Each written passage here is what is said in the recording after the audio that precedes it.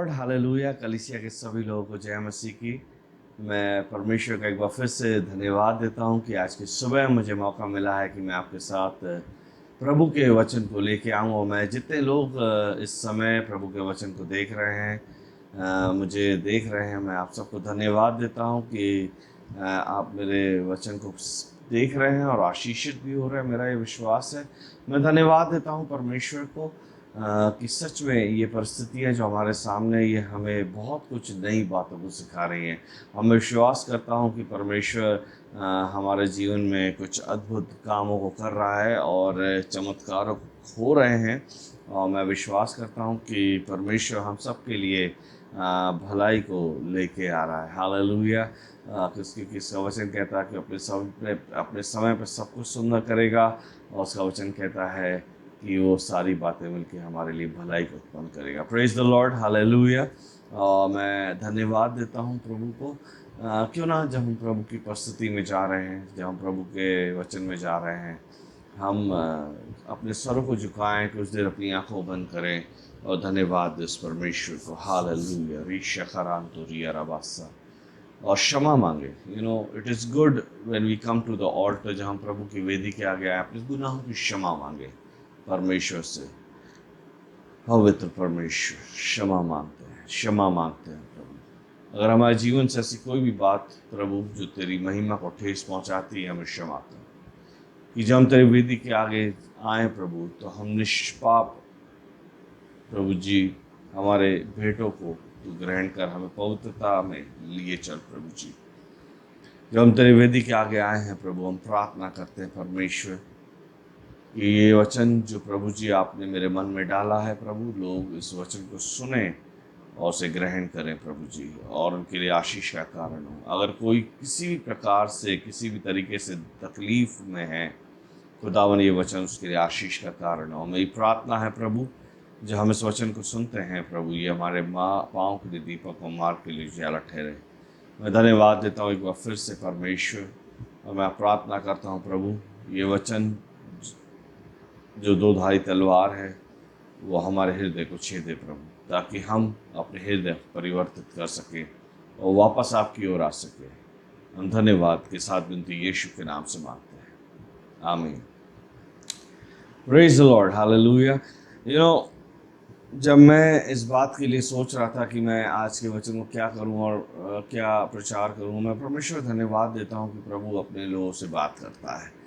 और इसी का भाग था जब प्रभु मुझसे बात करना शुरू किया और एक वचन मेरे अंदर डाला। और मैं धन्यवाद देता हूँ उस वचन के लिए, क्योंकि ये वचन मेरे जीवन में भी बहुत उत्साह को लेके आता है। एवरी वर्ड ऑफ गॉड, परमेश्वर का हर एक वचन हमारे लिए एक एनकरेजमेंट है, एक हियाब है, एक हियाब देता है, एक बल देता है। और वचन को पढ़ने से हम सब आशीषित होते हैं। यदि हम वचन से दूर रहेंगे प्रियो, तो हमारे जीवन में उस आशीष को हम नहीं प्राप्त कर पाएंगे। आमीन। तो मेरा आपसे यही निवेदन है कि प्रभु के वचन को ज़रूर पढ़ें, क्योंकि ये आपके लिए आशीष और आपके लिए शिक्षा को लेके आता है। हालेलुया। हमारे जीवन में हम मसीह जीवन में जीते हैं, हाँ, या हम एक लाइफ अपना जीते हैं, लेकिन कई बार हमारे जीवन में एक ऐसा पॉइंट आता है जहाँ हम ब्लैंक हो जाते हैं, या हम खाली हो जाते हैं, या हम होपलेस हो जाते हैं, या हमें लगता है कि हमारे जीवन में कहीं ना कहीं कोई बदलाव नहीं आ रहा है, या हमारे जीवन में कुछ चीज़ें बिगड़ती जा रही हैं, या मैं प्रभु के साथ चल तो रहा हूँ, लेकिन एक पॉइंट ऐसा आ रहा है जहाँ पे मेरा जो प्रेम है वो ठंडा होता जा रहा है, या मेरा जो विश्वास है वो कमज़ोर होता जा रहा है। कई बार हमारे जीवन में ऐसी परिस्थितियाँ आती हैं। हम अगर आप एक क्रिकेटर को देखें, जो एक पॉइंट आता है जहाँ पे उसका फॉर्म चला जाता है ना। एक बैट्समैन होता है जो लगातार बढ़िया इनिंग्स खेल रहा है, लगातार बढ़िया समय बिता रहा है, लगातार एक अच्छा इनिंग्स को खेल रहा है, लेकिन सडनली एक हॉल्ट आ जाता है, एक उसका फॉर्म चला जाता है, उसका कहना चाहिए कि अच्छी बैटिंग नहीं होती है, तब उसे रेस्ट दिया जाता है ना, उसको समय दिया जाता है कि वो अपने फॉर्म में वापस आ सके। हमारे जीवन में भी मैं आज आपके सामने जो वचन पढ़ने जा रहा हूँ ये हमारे लिए एक आशीष का कारण है।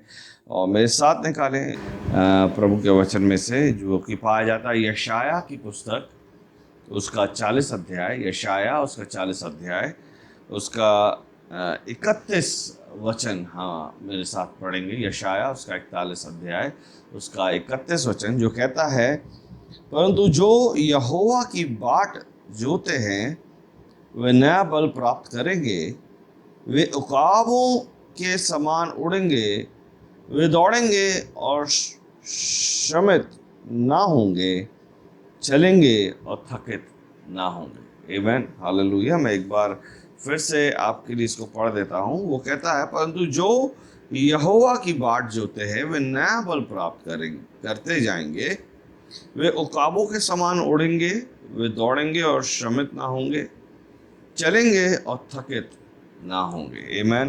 प्रभु अपने वचन के पढ़े और सुने जाने पर हम सबको आशीष दे। प्रभु का वचन हमारे लिए एक बहुत बड़ी आशीष है, और उसका वचन इस बात को कहता है कि जो यहोवा की बाट जोते हैं, है ना। अगर हम इसको इंग्लिश बाइबल के अनुसार देखें तो इंग्लिश बाइबल में ये बाट जोना आशा को दर्शाता है। Those who have hope in the Lord। इस बाट जोने को इंग्लिश के कई अनुवादों में आशा, इंतजार या संयम या धीरज और विश्वास के अलग अलग नाम दिए गए। हालेलुया। इससे एक चीज समझ में आती है कि हमें परमेश्वर की बाट जोने का मतलब परमेश्वर में अपने आप को बनाए रखना है, या प्रभु के आगे, जैसे मैंने पिछले सप्ताह बोला था, इस बात को कहा था कि हमें प्रभु का में इंतज़ार करना है। Hallelujah. We need to wait on the lord for everything. हमें हर बात के लिए खुदा के तरफ देखते रहना। और बाट जोने का मतलब ये है कि मेरी हर एक ज़रूरत जो मैं प्रभु के आगे रख रहा हूँ, वो उसके प्रति मैं विश्वास योग्य रहूँ और इंतज़ार करूँ, क्योंकि उसका वचन कहता है कि जो यहोवा की बाट जोते हैं, जो उस पर अपनी आशा रखते हैं या उस पर उसका इंतज़ार करते हैं या परमेश्वर के ऊपर विश्वास रखते हैं, वे नया बल प्राप्त करें। हालेलुया। हमारे जीवन में कहीं ना कहीं एक अच्छा मसीह जीवन हम जी रहे हैं जब हमने प्रभु को ग्रहण किया। अगर हम फ्लैशबैक में जाएं तो जहां हमने प्रभु को ग्रहण किया वो एक आग का समय था, हम लोग बहुत प्रभु के नज़दीक थे, लेकिन जैसे जैसे वो हम जीवन जीते जा रहे, कहीं ना कहीं एक कैजुअलिटी, एक चलता है एटीट्यूड आ जाता है। कई बार हम प्रार्थना का डिसिप्लिन खो देते हैं, कई बार हम परिस्थितियों को अपनी परिस्थितियों को अपने अनुसार डील करते हैं, और हम प्रार्थना कर रहे हैं, हम दुआ कर रहे हैं, लेकिन जब परेशानियां आ रही तो चिंताएं भी बढ़ती जा रही हैं, क्योंकि कहीं ना कहीं हमारे विश्वास को फीड करना ज़रूरी है, यानी कि उसको पोषण देना ज़रूरी है। कहीं ना कहीं मेरी स्ट्रेंथ, जो मेरा जो हियाब है, उसको रिन्यू या नया होना ज़रूरी है। और प्रियो, हमें अपने जीवन में आज मैं जिस एक पक्षी के ज़रिए आपको उदाहरण देना जा रहा हूँ, वो है उकाब या चील। और मैं आपको एक प्रोसेस के बारे में जो चील के जीवन काल में आती है या उकाब के जीवन काल में आती है, और ये एक लेसन हमें दे रही है, क्योंकि मैं आपको बताना चाहूँ, उसका वचन कहता है जो यहोवा की बाट जोते हैं वे नया बल प्राप्त करेंगे और वे करते जाएंगे और वे उकाबों के समान उड़ेंगे। हालेलुया। ना अगर मैं उकाब को देखूं, उकाब अपनी प्रजाति में सबसे विशाल पक्षी है, बहुत विशाल है, बहुत ताकतवर होता है, उसके पंजों की जकड़ बहुत मजबूत होती है, और उकाब एक तरह से एक, क्योंकि वो ऊंचाई पर उड़ता है, एक आशीष को दर्शाता है। हालेलुया। लेकिन उकाब का जो जीवन काल होता है वो 70 वर्ष का होता है। अपनी प्रजाति में सबसे लंबा समय उकाब जीता। हालेलुया। उसकी नजरें तेज होती हैं। अगर वो अपने शिकार को चुन लेता है और उसे टारगेटेड कर लेता तो उससे नजरें अपनी हटाता नहीं है। और it is a beautiful bird, एक बहुत ही सुंदर पक्षी है। लेकिन ये जीवन काल 70 साल के जीवन काल में एक पॉइंट आता है जहां पे उसकी स्ट्रेंथ, उसकी सामर्थ गिरती जाती है। क्योंकि यहां पे प्रभु का वचन कहता है कि वे नया बल प्राप्त करेंगे। यानी कि वो लोग जो प्रभु में चले आ रहे हैं कहीं ना कहीं अपना बल को खो रहे हैं। वो लोग जो प्रभु में बने हुए हैं, कई बार हमारे जीवन में भी हम अपने जीवनचर्या के कारण अपने विश्वास में बल को खोते जाते हैं ना। उकाब जब 40 वर्ष तक पहुंचता है तो उसकी बॉडी में कुछ चेंजेस होते हैं। उसकी चोंच जो होती है वो चोंच मुड़ने लगती है। उसके पर जो है वो हैवी हो जाते हैं और जिसके कारण उड़ना मुश्किल होता है। उसके नाखूनों की जो पकड़ है, नाखूनों की जो पकड़ है वो कमजोर हो जाती है। और ऐसे में बहुत बड़ा निर्णय उकाब के सामने आता है, क्योंकि उसे एक नया बल चाहिए। वो निर्णय ये है कि या तो वो इसी परिस्थिति में आगे बढ़ते जाए और मृत्यु को देखे, आइदर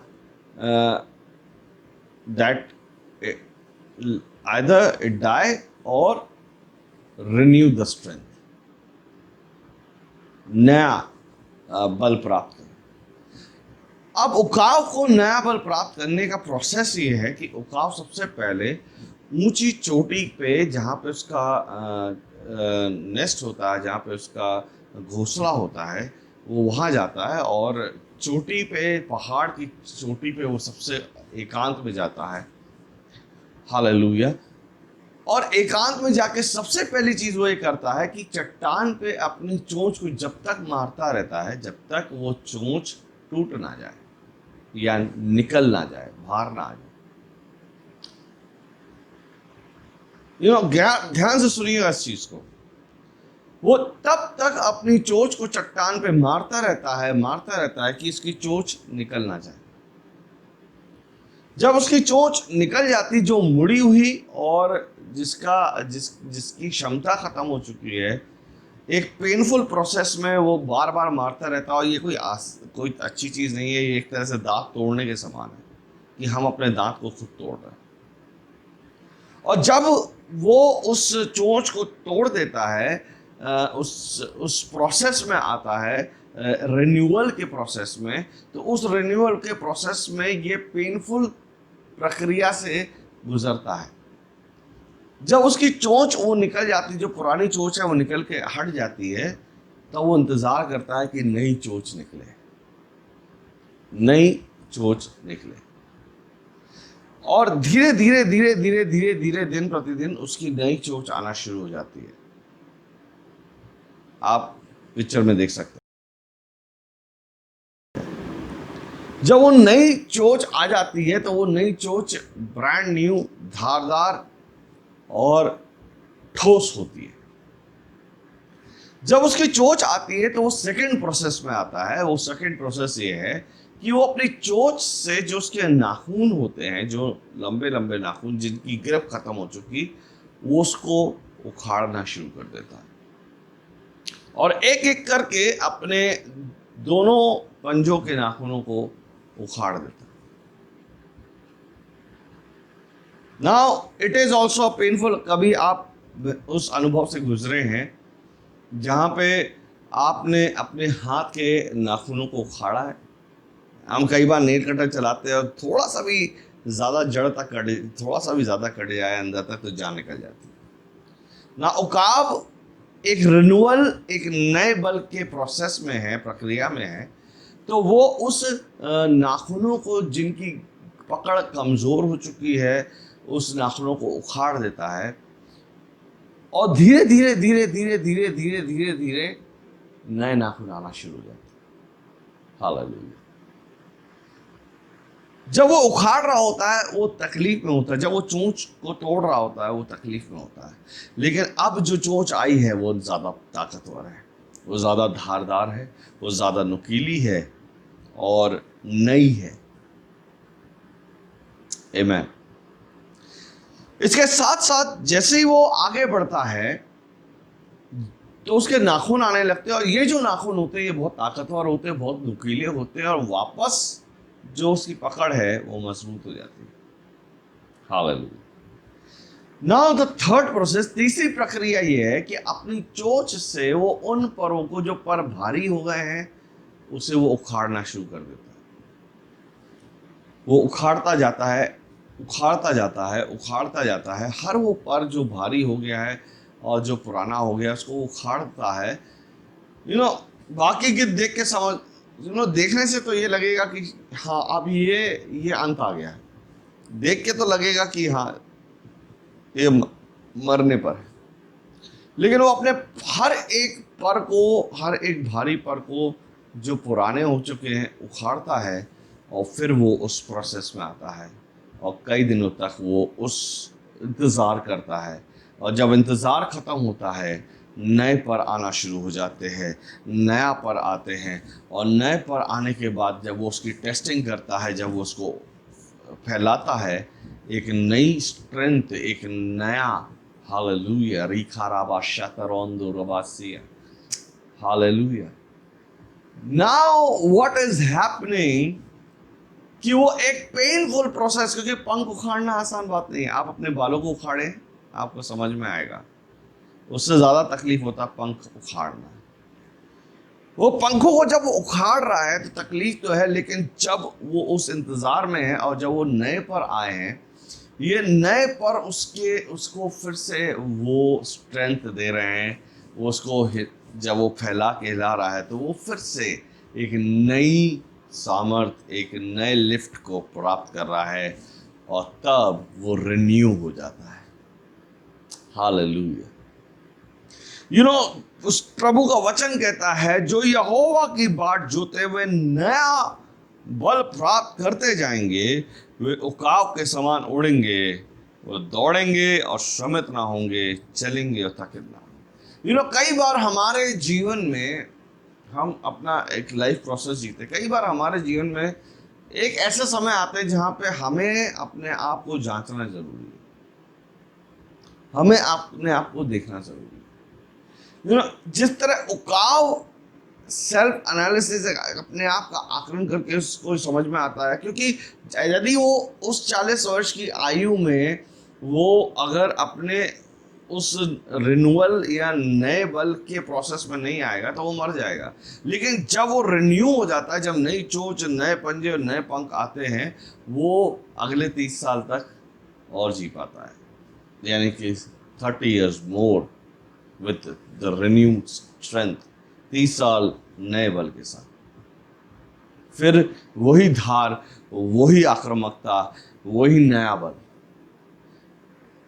हमारे जीवन में बहुत ज़रूरी है प्रियों कि हम अपने जीवन में भी एक ऐसे पॉइंट पे आए जहां पे हम अपने आप को उस नए बल की ओर लेके जाए। प्रभु लौदीकिया की कलीसिया से कहता है कि तुम ना तो गर्म हो ना तो ठंडे हो, तो और तुम गुनगुने हो, तुम्हारे गुनगुने होने के कारण मैं तुम्हें उगलने पे हूं। और मेरी बात मानिए, मैं इस बात को जानता हूं कि हमारे जीवन में कहीं ना कहीं एक पॉइंट आता है, हमारे जीवन में एक नहीं कई पॉइंट ऐसे आते हैं जब हम अपने आप में कहीं ना कहीं वो विश्वास की कमज़ोरी को महसूस करते हैं, या एक स्ट्रेंथ की एक ताकत की कमज़ोरी को महसूस करते हैं। वो समय होता है कि जब हम खुदा की बाट जोना शुरू करें और अपने जीवन से वो बातों को निकालें जो मेरे विश्वास को कमज़ोर कर रही है। Hallelujah. What is the thing which is affecting उकाव को? वो क्या चीजें थी जो उसकी उसके जीवन काल के लिए एक मुसीबत बन गई थी। उसके उस नेचर में, उसके स्वभाव में बदलाव की क्या रुकावट बन गई थी, या उसके जीवन काल की रुकावट थी, वो ये थी कि उसकी चोंच मुड़ गई थी, उसके नाखून निर्बल हो गए थे, घिस गए थे, उसके पांव भारी हो गए थे। और जब उसने इस प्रोसेस को पूरा किया, वो एक नया बल प्राप्त करा। प्रियो, हमारे लिए बहुत ज़रूरी है कि हम एक रिन्यूअल के प्रोसेस में हैं। ये लॉकडाउन एक ऐसा समय है जब हमें अपने जीवन के अंदर ये टटोलना कि कौन सी ऐसी बातें हैं जो मेरे जीवन में मेरे विश्वास को कमज़ोर कर रही हैं। मेरे जीवन में ऐसी कौन सी बातें हैं जो कहीं ना कहीं मेरे विश्वास को गुनगुना या ठंडा कर रही हैं, या कौन सी ऐसी चीजें हैं जो मेरे परिवार में या मेरी विश्वास में या मेरी कहना चाहिए कौन सी ऐसी चीजें हैं जो मेरे जीवन में सही नहीं है, जिसके कारण हो सकता है आपके वजह से आपके परिवार में अशांति आ रही हो, या हो सकता है कौन सी ऐसी बात हो जिसके कारण आप परमेश्वर को मौका नहीं दे रहे हैं कि प्रभु काम करे। हमें अपने आप को जांचना और परखना बहुत जरूरी है। It is very important. और जब आप उस बात को जान लेते हैं, जिस तरह उकाव इस बात को समझ जाता है कि उसकी चोंच कमज़ोर हो रही है, उसकी नाखून कमज़ोर हो रहा है, उसके पर भारी हो रहे हैं, वो जब उस प्रोसेस में आता है कि वो उस चोंच को जब तक मारता रहता है कि चोंच निकल जाए, उसी प्रकार कई बार हमें भी अपने जीवन के अंदर अपनी बुराई की बातों को निकाल देना है। Change is a painful process.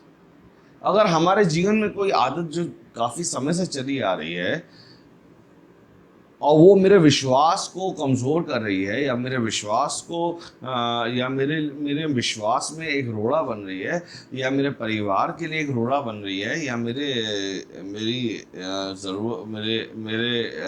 आत्मिकता में एक रोड़ा बन रही है, तो देयर इज़ अ टाइम, इसका मतलब वो समय आ गया है कि हम उस चीज़ को बदलाव में लाएं। और कई बार बदलाव बड़ा मुश्किल होता है।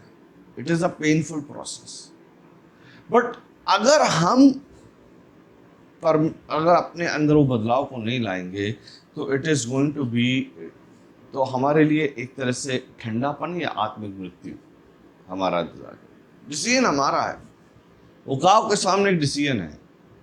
डिसीजन ये है कि या तो वो इसी परिस्थिति में मर जाए, या तो रिन्यूअल के प्रोसेस में। And these are the days of renewal. Hallelujah. प्रभु के लोगों, मैं इस बात को आपसे कहना चाहता हूं कि हमारे जीवन में ये एक रिन्यूअल प्रोसेस है। वो कहता है जो यहोवा की बाट जोते हैं, चेंज इज नॉट यूनिट। हम कई बार सोचते हैं हम अपने बल पे मैं बदलने की कोशिश करूँ। जितनी बार आप प्रभु से वादा करेंगे बदलने का, उतनी बार टूटेगा। We need to allow God to bring renewal inside us. वो कहता है जो यहोवा की बाट जोते हैं वे नया बल प्राप्त करें।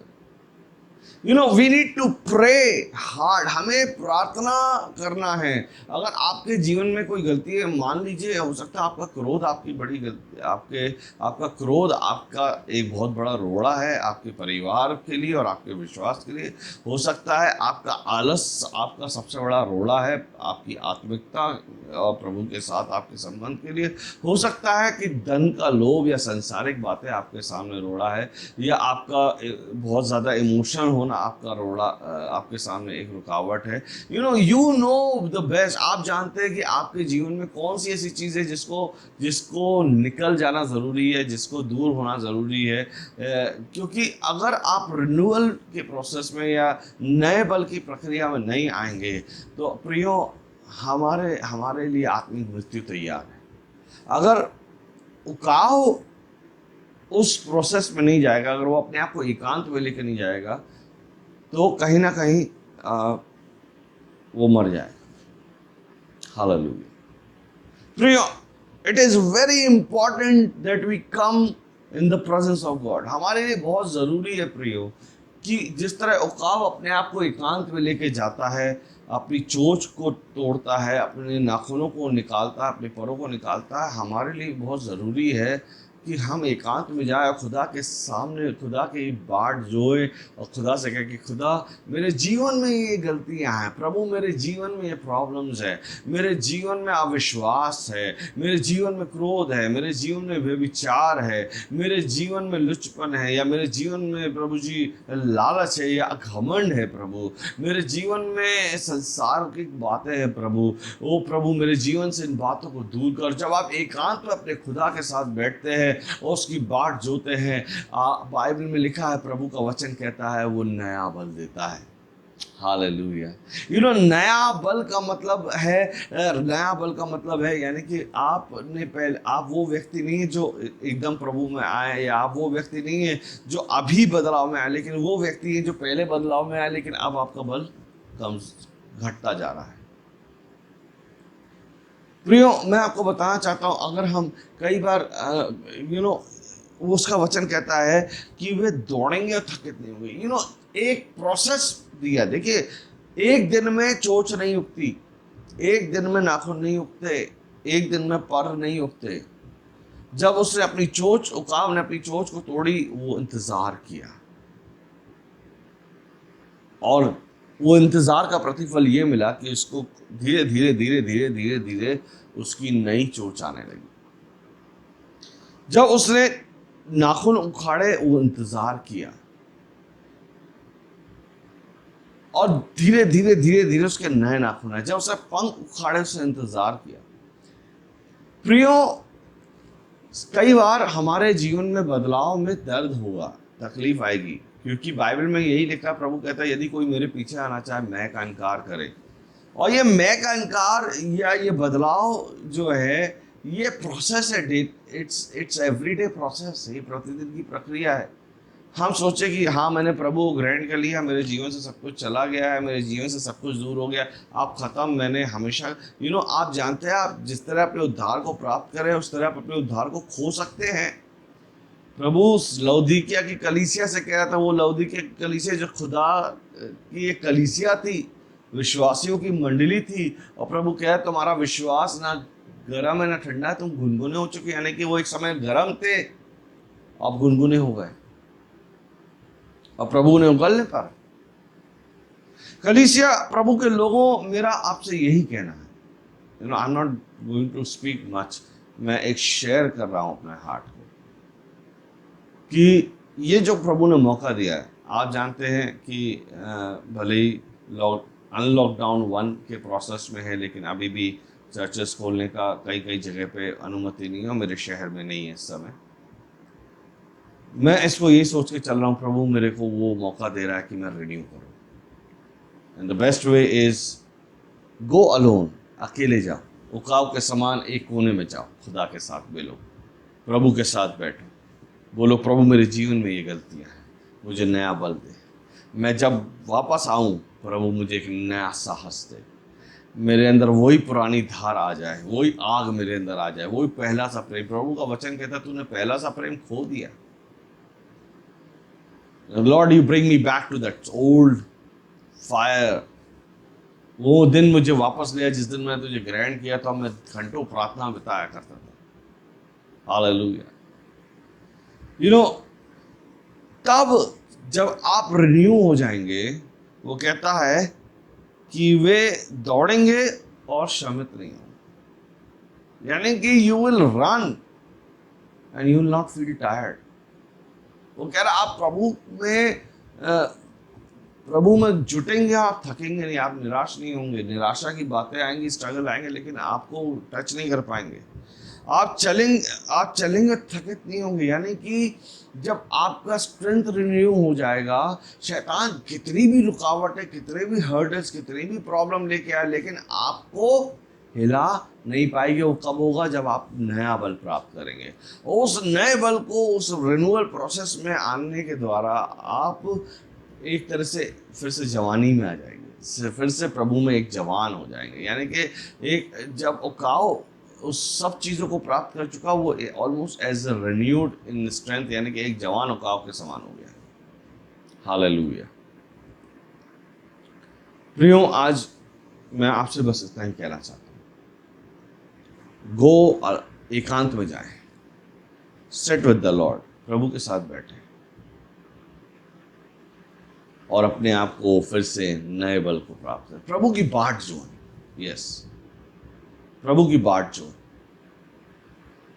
और नया बल प्राप्त करें। ये मौका प्रभु हमें बार बार नहीं देगा। We are not going to get these days, हम ये समय नहीं प्राप्त करेंगे। प्रभु आने वाला है, बहुत जल्द आने वाला है। मुझे नहीं मालूम, लेकिन मैं विश्वास करता हूं कि हो सकता है अगले क्षण प्रभु आ जाए। और अगर हमने अपने आप को रिन्यू नहीं किया तो हम लौदीकिया के कलीसिया के समान हो जाएंगे, जिसे प्रभु कहेगा मैं उगल नहीं पाया। इसलिए मैं आप सबसे निवेदन करता हूं कि खुदा के साथ समय बिताएं, एकांत में जाएं। अपने जीवन में हर वो बात जो आपको खुदा से दूर कर रही है, या आपके परिवार से दूर कर रही है, या आपके विश्वास को कमजोर कर रही है, निकाल दें। भले ही आपको बार बार उस चीज़ को पत्थर पर ठोकना पड़े, बार बार आपको उस कारण तकलीफ हो, लेकिन उस तकलीफ से गुजरिए, लेकिन अपने जीवन से हर वो बुराई की बातें निकाल दीजिए। प्रभु के साथ बैठिए, प्रभु की बाट जो है, और कहे खुदा मुझे नया बल दे, give me a new beak, give me a new cross, मुझे नई चोंच, नए पर और नया पंजे दे। और मैं आपको बताना चाहता हूँ, यदि आप ऐसा करेंगे, प्रभु का नया बल आएगा और आप नए हो जाएंगे, आप बलवान हो जाएंगे, आपकी सामर्थ फिर लौट आएगी, आपकी वो आग जिसमें आपने प्रभु को ग्रहण किया फिर लौट आएगा। फिर शैतान परेशानियां भी आए, तूफान आए, आंधी आए, हम किसी बात से नहीं डरेंगे, because we are renewed with by the blood of Jesus. हम प्रभु की सामर्थ में नए हो गए उसके लहू के द्वारा। हालेलुया। प्रियो, ये वो समय है कि हम खुदा के पास वापस आए, उकाव के समान नए हो जाए, नया बल प्राप्त करें, अपने खुदा की बाट चलते रहें। आइए प्रार्थना करें।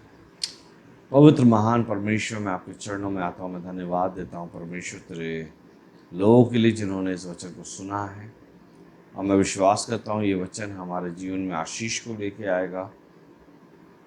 और मैं प्रार्थना करता हूँ प्रभु, जितने लोग देख रहे हैं प्रभु, अगर इनमें से कोई भी ऐसा है जो किसी ना किसी कारण से थक गया है, या निराश है, या हताश है, या किसी बात को लेके चिंतित है, खुदा तू उन्हें नया बल दे। ओ रबासा, नया बल दे, उनकी सामर्थ को नया कर दे, उन्हें एक नया बल दे।